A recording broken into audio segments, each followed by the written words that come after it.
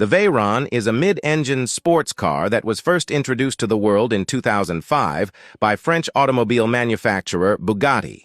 It was designed and developed in Germany by Volkswagen Group Amp, released in 2005, featuring a classic two-tone design.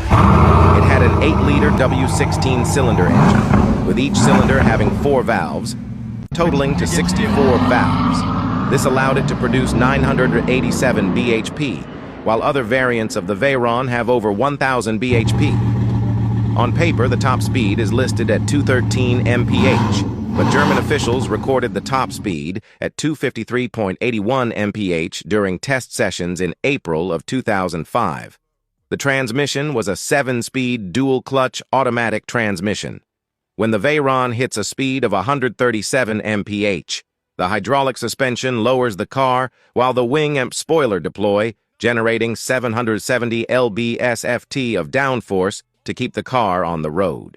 Did you know that the Bugatti Veyron came from the factory with 2 standard keys? One of them was called Top Speed Key, which unlocks the full potential of the 1,001 horsepower.